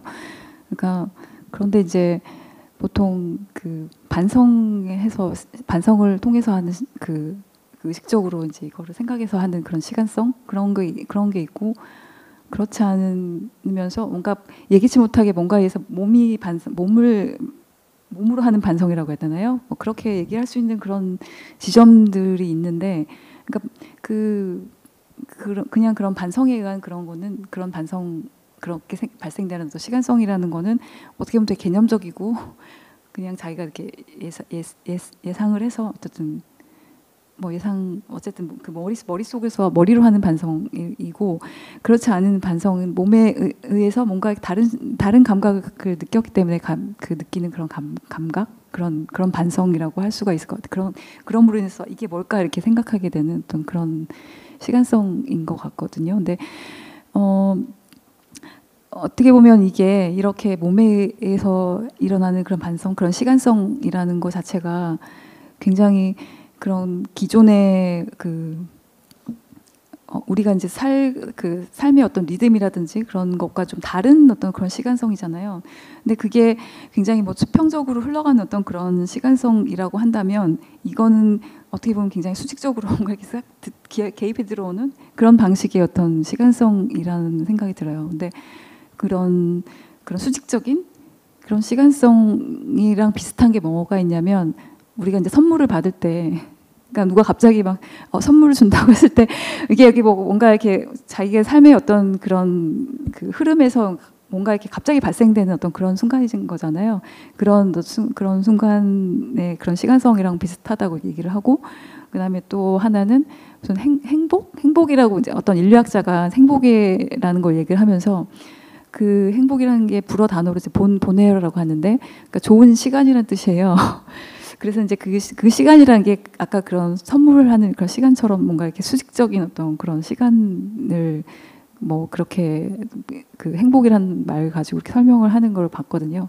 그러니까 공연에서도 약간 방금 말씀하신 좀 느리면서 뭔가 그게 좀 지루하다 생각할 수도 있긴 하지만 그게 어쨌든 그 뭐 기존의 어떤 살아가는 어떤 그런 리듬이나 그런 시간성과 좀 다른 뭔가가 발생되는 그런 시간성이잖아요. 네.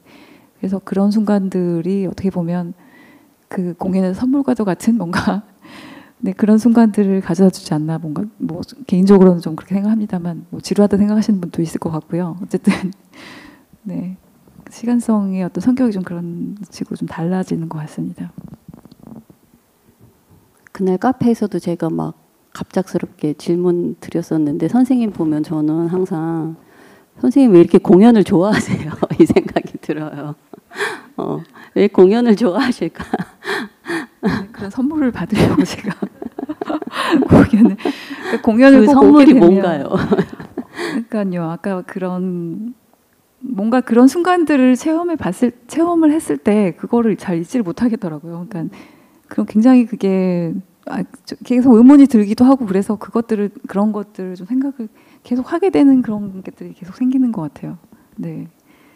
근데 이제 그런 행복이 꼭 이렇게 좋거나 만족감만은 아니라 때를 따라 선생님은 기이한 느낌이나 이런 상황에서도 그런 것들을 경험하시는 것 같아요. 그렇죠? 되게 막 소름 끼칠 때도 있긴 하거든요. 근데 낯선 사실 그런 낯설고 경험들. 소름 끼치고 이런 거를 제가 공포 영화를 그렇게 막 좋아하진 않기 때문에 막 그렇게 좋아한다고 할 수는 없는데도 불구하고 근데 그게 어쨌든 하나의 물꼬가 되는 것 같아요. 뭔가 이렇게 그게 하나 계기가 돼가지고 뭔가 다른 여지를 만들어내는 그런 계기가 되는 것 같아요. 근데 그런 감각이 그러면 영상이나 어떤 TV 드라마나 유튜브에서는 느껴지지 않는 건가요? 왜 공연에서 그런 게 더 발생한다고 생각하세요? 근데 그 영상 매체 같은 경우는 조금 좀 다른 것 같긴 한데, 그러니까 그 일반적인 그런 뭐 영상 매체라고 했을 때는, 그러니까 그게 지각이 굉장히 산만하잖아요. 그러니까 극장에서 관람을 할 때처럼 굉장히 집중된 그런 환경이 아니고, 뭔가 이렇게 집중을 할 수 없고, 뭐 그런 산만한 지각의 상태이기 때문에 굉장히 이제 그거를 사로잡기 위해서 자극적이 되고 그런 영상들이 그렇게 굉장히 뭐 그런 식으로 계속 지루하면 넘겨버리니까 계속 네네. 자극시키려는. 그런데 심지어 보통 이제 그렇게 그런 방식으로 만들어지는 경우가 많은데 그렇지 않고 뭔가 이게 체험적으로 와닿게 되는 그런 순간이 들게끔 하는 그런 영상도 저는 더 간혹 봤었거든요. 그러니까 이게 어떻게 보면 보는 사람으로 하여금 체험을 그거의 어떤 상대적인 그런 지각에 있어서의 어떤 상대성 뭐 그런 것과의 관계에서 발생을 하는 것이 아닌가 그런 생각이 듭니다. 네, 뭐 그 예를 지금 뭐 말씀드리긴 좀 너무 시간이 길어질 것 같고요. 네. 네. 그러면 하나 더 여쭤보고 싶은 게 응시의 어떤 여러 조건들 중에 제가 선생님께서 응시의 균열을 일으킨 여러 조건들 중에 어떤 다매체 작업에서 발생하는 다면적인 시선에 대해서도 얘기해 주셨어요. 그러면서 저희 듣다 프로젝트에 대해서 좋게 또 얘기해 주셨는데 그런 다면적인 시선이라는 것에 대해서 조금 더 얘기해 주시겠어요? 그러니까 아까 말씀드렸던 것처럼 뭔가 협업이라는 게 그냥 내가 이걸 하기 때문에 할 수 있기 때문에 그냥 이렇게 해보자 뭐 이런 식의 그런 식의 협업이 아니라 뭔가 그거를 필요에 의해서 그런 필요를 한번 찾아보자는 거죠. 그렇게 할 수밖에 없는 그런 요소가 무엇인가. 그러니까 여러 사람이 다양한 장르에서 같이 하게 될 수밖에 없는 요소가 무엇인가. 네, 그러니까 어떻게 보면 그러니까 삶의 그 관점에서 그거를 봤을 때는 뭔가 이렇게 뭔가 비어 있는 어떤 구석들, 뭔가 이렇게 그거 이외에는 다룰 수 없는 어떤 그런 요소들이 이제 찾아지거나 그랬을 때 뭐 자연스럽게 그렇게 되지 않을까. 그러니까 어떤 문제에 집중하느냐, 어떤 것들에 집중하느냐에 따라서 그게 발생을 하지 않을까 그런 생각이 좀 들거든요. 근데 많은 그러니까 작업자들이 보통 그런 식으로 이렇게 그 작업을 한다기보다는, 그러니까 뭐 복합적인 어떤 여러 작업이라고 했을 때 그냥 이거 한번 해보자, 그러니까 이런 식으로 해서 많이 그렇게 하는 경우가 굉장히 많은 것 같고,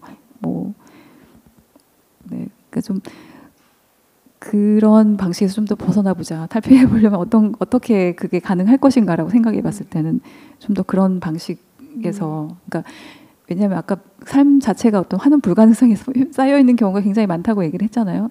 그런 것들을 어떻게 풀 것인가라고 이렇게 얘기를 했을 때 자연스럽게 이제 그런 것들이 들어올 수밖에 없지 않나, 그런 구조가 만들어지지 않나 그런 생각이 좀 듭니다. 네, 네, 저희가 그런 방식이 있었던 것 같아요. 그래서 저희가 제가 어디 가서도 얘기 많이 하는데, 정말 듣다 프로젝트는 듣는 게 뭐지? 이 질문에서 시작했고, 한 청각장애 작가님은 저희 이 프로젝트 같이 해요 이랬더니 무슨 그런 프로젝트가 다 있나, 듣는 게 당연히 듣는 거지 이게 무슨 소린가 이렇게 해서 이제 함께 하셨는데, 저희가 이런 다면적인 시선이 일어날 수 있었던 게 약간 처음에 질문부터가 각자에게 어떻게 들으세요? 그 질문을 던졌었고, 그리고 그 이야기들을 듣는 것에서부터 진짜 시작했던 것 같아요. 그래서 어떻게 보면 듣는 어려움, 청각장애는 듣는 어려움이 있는 거고 시각장애는 보는 어려움이 있는 거야 라고만 생각하지 않고, 그 듣는 어려움이 있는 사람은 어떻게 듣지? 보는 어려움이 있는 사람은 어떻게 듣지? 또 사운드 매체를 다루는 사람, 몸을 움직이는 사람은 듣는다는 게 뭘까 이렇게 그런 걸 들어보면서 다른 사람의 것을 듣는 방식을 한번 경험해 보기도 하고, 그것을 예술 작업화해서 서로 공유해 보기도 하고, 이런 것들이 되게 질문들을 계속 어떤 답을 빨리 찾으려고 하기보다 질문을 계속 이어져 나가게 했었던 것 같아요. 그래서 선생님 아까 말씀해 주셨듯이 비장애인이 듣는 것이 맞게 듣는 걸 거야 라고 생각했던 우리 생각이 이렇게 흔들리면서 사람마다 다 듣는 게 다르고 절대적인 어떤 소리라는 건 없는 게 아닌가 이런 생각들이 오더라고요. 그러면서 저희 작가님들 중에 한 작가님, 위성희 작가님은 소리 녹음 저장하는 그 매체 질문을 던지셨어요. 그래서 저희가 요즘 핸드폰으로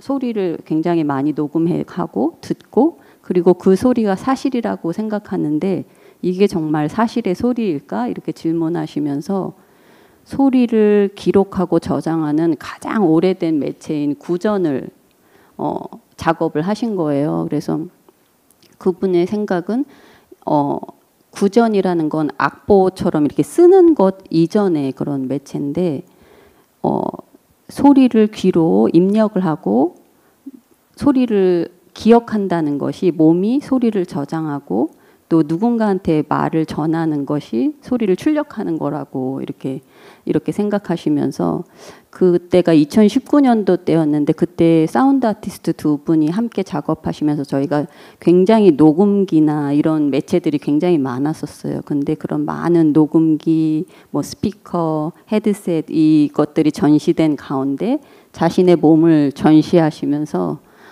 누군가로부터 전에 들은 이야기를 관객한테 전해주는 이런 작업했었는데, 그 작가님의 또 흥미로웠던 게 녹음기는 이렇게 상대가 누구건 이렇게 같은 소리를 들려주잖아요. 그런데 사람이 매체가 됐을 때는 듣는 사람의 반응에 따라 이게 과장되기도 하고 삭제되기도 하고 이런 것들이 나왔었는데, 네, 좀 자랑하고 싶었습니다. 저희 작업 중 하나 말씀해 주시니까 좀 자랑하고 싶었어요. 선생님 말씀해 주시니까 그런 뭐지 강의에서 뭔가 그런 것들이 좀 더 풍부하게 세워지는 것 같아서 사실 좀 청해서 일부러 이제 듣고 싶기도 한 분이었다고 생각이 들고요. 혹시 온라인에 질문이 들어와 있는 게 있습니까? 네, 마이크 좀 이쪽으로 좀 전달해 주실래요? 대신해서 저희 스텝 쪽에서 이야기를 한번 질문을 대신해서 한번 해보겠습니다. 예.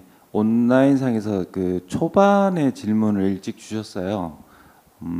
어떤 질문이냐면 지금 코로나 이후로 공연이 영상 매체로 재매개가 활발하게 이루어지고 있는데 영상화된 공연 컨텐츠와 퍼포먼스의 라이브니스에 대해서 어떻게 생각하시는지 궁금합니다.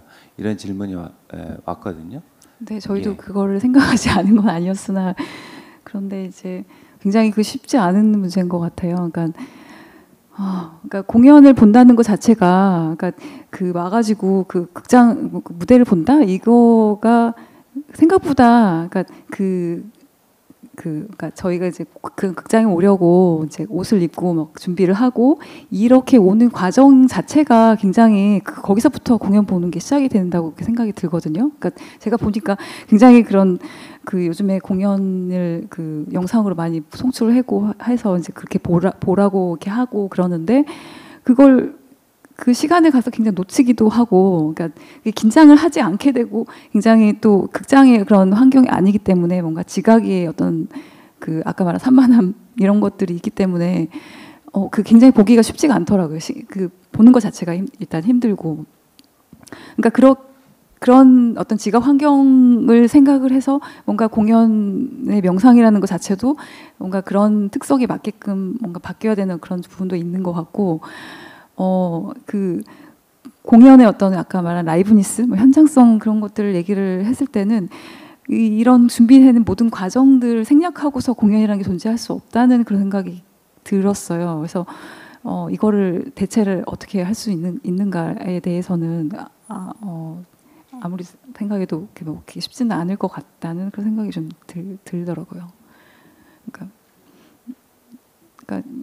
그 공연 뭐 영상 자체 아까 말씀드렸던 것처럼 영상 자체가 뭔가 그런 깊이라기보다는 뭔가 응시의 어떤 순간들을 만들어낼 수 있는 그런 지점까지 도달할 수 있다면 그것도 굉장히 뭐 의미가 있는 거라고 생각이 드는데, 그런데 심지어 그런 영상도 어쨌든 영화관이라는 그런 환경에서 보았을 때 그게 좀 더 가능하지 않나? 그러니까 굉장히 그 집에서 이렇게 막 그 온라인을 통해서 보고 이런 상황에서는 굉장히 그게 좀 어렵게 되는 그런 경우가 굉장히 많은 것 같아요. 그러니까 이런 환경에 대해서 다시 생각을 하고 그거를 이제 제 창작자라든지 뭐 영상 만드시는 분들이 좀 더 이거에 대해서 생각을 더 하셔서 작업을 해야 되지 않을까 이런 생각이 좀 들더라고요. 네, 되게 많이 대답이 된지. 이 질문이 아직 코로나 상황이 지나가지 않은 상황에 우리가 한 가운데 있는 중에 공연 예술에게 계속 던지는 일차적인 질문인 것 같아요. 영화도 이제 그런 것 같은데, 그래서 계속 그 질문 상태에 계속 놓여 있고 지금 어떤 답은 아직 안 내려져 있고 어떤 작품에서 뭔가 그것을 뚫고 그 사회벽을 뚫고 뭔가를 제시한다면 얘기가 담론이 좀 생길 수도 있지 않을까라는 생각이 드는데, 혹시 노경혜 쌤은 이제 공연자로서 이 질문에 대해서 혹시 좀 얘기하실 수 있는 부분이 있을까요? 저는 진짜 만드는 사람으로서 그런 고민이 굉장히 많이 되죠. 많이 되는데 그거는 대체될 수 없다는 생각이 들어요. 저는 개인적으로 그런 것을 이제 근데 정말 영상을 위해서는 그것에 맞는 작업이 나와야 된다는 생각이 들어요. 공연에서 이루어지는 그것을 영상을 찍어서 송출하는 게 아니라 영상이란 매체에 부합하는 공연 내용이나 형식이 나와야 된다는 생각이 들고, 우리가 기존에 알고 있는 어떤 이런 공연이라는 것은 선생님도 얘기해 주셨지만 현장, 이게 시각으로만 볼 것이냐, 내가 감각할 것이냐, 경험할 것이냐에 또 문제가 있기 때문에 저는 그 라이브성이, 저는 점점 더 작업에 대해서 생각할수록 요즘 계속 더 비물질적인 것, 비기술적인 것들에 대해서 더 생각하고 그것의 가치에 대해서 더 바라보고 있는 편이에요. 그래서 그게 절대로 대체될 수 없다는 생각이 들고, 그래서 코로나 상황 때문에, 코로나 상황이, 저는 이런 어떤 안 좋은, 우리가 어려움의 상황이 꼭 나쁘다는 생각은 안 들거든요. 그게 오히려 전혀 예상치 못했던 다른 것들을 발생시키기도 하니까. 그런데 그러기 위해선 이 공연, 오늘 우리 강연에서처럼 공연이란 매체가 속성이 뭐고 영상이란 매체의 속성이 무엇이어서 이게 어떤 방식으로 갈 것이냐여야지, 공연을 영상을 통해서 재현하는 것은 저는 절대로 대체될 수 없다는 생각이 들어요. 근데 이건 저의 개인적이고 생각이고.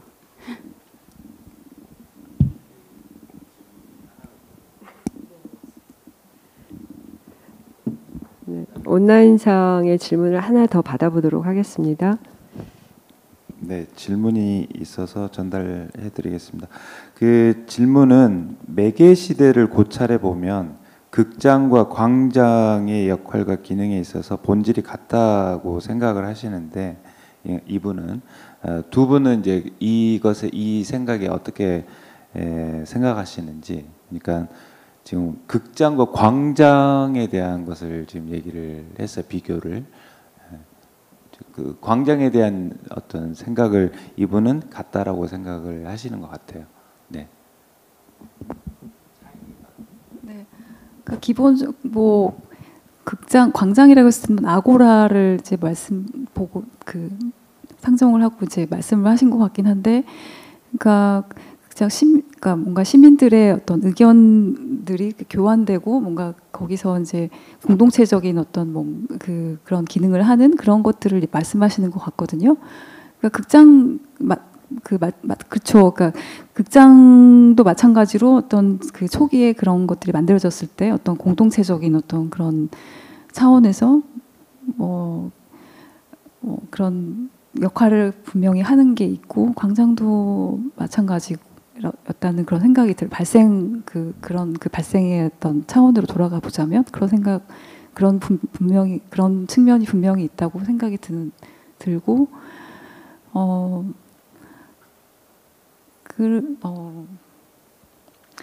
근데 그래서 최근에도 이제 극장이라는 거에 대해서 어떤 그 아고라의 어떤 광장의 어떤 기능을 해야 되지 않느냐, 그런 그러니까 이게 계속 굉장히 닫혀 있다는 거죠. 어떻게 보면 그 관객이 그냥 수동적인 그런 그 입장의 어떤 그런 관객을 보통 이제 극장에 가게 되면 그렇게 수동적으로밖에 될 수가 없는데, 그런 것들을 좀 부활시켜서 좀 더 그런 어떤 아고라 같은 경우는 어쨌든 그런 극장과 같은 그런 뭔가 단차라든지 그런 게 좀 없이 그렇게 좀 더 개방적인 그런 공간이잖아요.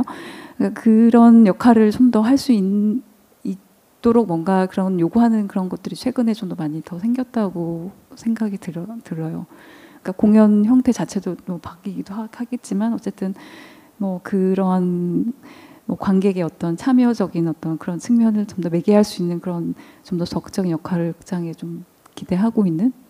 네. 최근에 무슨 검열이라든지 이런 얘기 때문에 오히려 그런 얘기들이 더 많이 나오는 것 같습니다. 네. 저기 질문을 일단은 그대로 읽어드리겠습니다. 미술계의 퍼포먼스와 공연 예술의 차이가 점차 모호해지고 있다고 생각합니다. 공연 예술만이 차별화해야 할 방향은 무엇일까요? 혹은 그 차별화와 경쟁적인 의식이 과연 필요하다고 생각하시나요?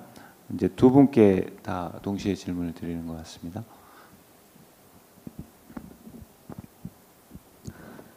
제가 먼저 얘기할까요? 저는 그거는 이렇게 객관적으로 말할 수 있는 부분이 아니라고 생각하고 각자가 찾아야 된다고 생각을 해요. 그게 창작자일 경우에는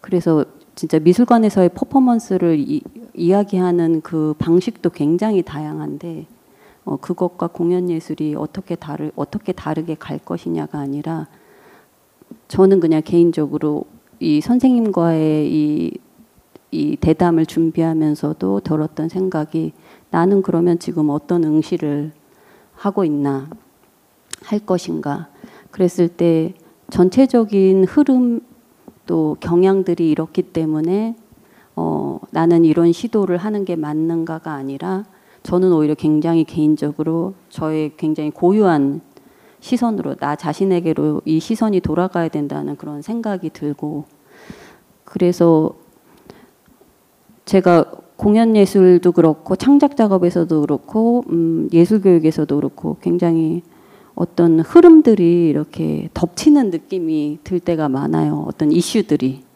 그 키워드들이 덮치고 많은 예술가들이 또 그것을 쫓고 있는 이런 느낌일 때가 많은데 꼭 그게 나쁘다는 게 아니라 근데 때를 따라 그러면 나는 무엇을 정말 직시하고 있나 이런 생각들이 들어요. 그래서 오늘의 지금 이 질문도 퍼포먼스가 이럴 것인가 공연 예술이 이럴 것인가 어떻게 가야 되나는 그 어디에도 정답이 없고 자신이 찾아야 된다는 생각이 들고 자신이 추구하는 것이 무엇인가에 대한 질문. 그래서 작년에 사실은 옵신 페스티벌에 제가 참여했었는데 그 이제 책에 그 디렉터께서 그 서두에 이런 글을 썼었어요. 작년에 유난히 초청받은 많은 작가들이 그냥 혼자 조용히 뭔가를 하고 있는 것 같은 이런 느낌. 예, 제가 맞는 답을 하고 있는지 모르겠지만 그냥 그런 생각 들어요. 내가 공연 예술을 하는 사람이라면 또 미술계에서 퍼포먼스를 하는 사람이라면 내가 지금 직시하고 있는 바가 뭔가를 더 바라봤으면 좋겠다는 그랬을 때 각자만의 해답이 나올 거라는 생각이 들고 어쩌면 해답을 찾는 과정 안에서 계속 부딪힘이 발생할 건데 그 부딪힘에서 뭔가 어떤 방식이 고유한 방식이 나타날 수도 있다고 저는 생각이 듭니다. 그러니까 네, 미술관에서의 퍼포먼스하고 그 공연에서의 어떤 차별성을 말씀하셨는데, 근데 그게 맞닿는 순간에 뭔가 그 지금의 어떤 뭐 다매체든 뭐 그런 시대가 펼쳐졌다는 그런 생각이 일단 먼저 들었고요. 뭐 차별성이라기보다 그러니까 뭐라고 해야 되나? 그러니까 이미 그러니까 극장이 갖고 있는 어떤 메커니즘과 뭐 그 미술관이 가지고 있는 그런 메커니즘 그게 그 자체가 일단은 그 제도가 굉장히 세다는 생각이 들었어요. 그러니까 그러니까 미술관 같은 경우는 그러니까 그림이나라든지 미술품을 중심으로 어쨌든 모든 것이 돌아가고 있고 그것에 뭐 손대지 못하고 뭔가 그걸 보존해야 되고 뭔가 약간 그런 식의 어떤 마인드로 뭔가 작동을 하고 있고 막 그런 것들이 저는 더 먼저 보이더라고요. 극장도 물론 극장의 어떤 가지고 있는 제도적인 어떤 그런 게 있고 이런 것들에 대해서 문제 제기를 하기 위해서 그런 어떤 퍼포먼스라든지 뭐 이런 시도들이 그러니까 계속 그걸 두드리고 있다고 그런 생각이 드는데 일단은 심지어 이제 미술관에서 공연을 한다고 했을 때도 그런 미술관의 제도적인 그런 측면들 때문에 공연하기 굉장히 어려운 그런 상황이 되는 경우도 굉장히 많고, 그러니까 이런 것들과 싸우는 그런 측면이 굉장히 많은 것 같아요. 그러니까 일단 이런 요소 자체가 어떻게 달라질 것인가 거기서부터 좀 더 뭔가 다른 작업들이 나올 수 있지 않을까 그런 생각이 좀 듭니다. 근데 방금 그 질문은 제가 이분 질문자가 창작자인지 아니면 그냥 순상 관객인지 아니면 또 제작을 하시는 분인지 이제 파악은 물론 안 되지만 어떻게 구분하느냐 이 부분에 대한 것보다는 사실은 우리가 확장해 갈 것인가 좀 더 근원적인 요소 몇 가지만을 내가 취해서 그 근원 안에서 모더니즘처럼 머무를 것인가 이거 같거든요. 예, 이제 각자의 판단이라고 하겠지만 분명하게 이 미술관으로 들어간 퍼포먼스의 영역에 대해서는 공연 예술에서 의문을 가질 수밖에 없는 것 같아요. 예. 근데 이제 지금 허명진 비평가가 말씀하시는 건 거기 안에서 뭔가 극장과 다르게 발생하는 어떤 부족됨이나 아니면 뭔가 불편함도 있을 수 있고 또 뭔가 더 훨씬 더 좋은 어떠한 지점이 발견됐을 때 그 지점을 더 파고 들어가는 것. 예. 단순히 어떤 부정이라든지 뭐 이런 게 아니라 그 부분인 것 같아요. 그런 메커니즘의 작동 방식의 차이를 사실은 발견하는 그 지점에서 사실은 또 새로운 어떤 공연 형식이 나올 수도 있을 테니까. 네, 강연을 저한테 얘기를 해주셨을 때 좀 더 국내 작업에 대해서 좀 더 많이 조명해 주셨으면 좋겠다는 말씀을 하셨는데 저도 그러니까 아직 뭐 연극 연습이라는 그 거기서 더 하고 싶은 얘기가 더 많이 있을 것 같다는 생각이 들어요. 근데 어쨌든 이 와중에서도 굉장히 뭐 그런 주목받는 작업들이 전 나오고 있다 생각하고 네. 그래서 저는 네, 내일도 더 흥미롭게 더 들어보시면 좋을 것 같습니다. 내일 만나요. 네, 저는 네. 그건 없고 와주셔서 감사합니다.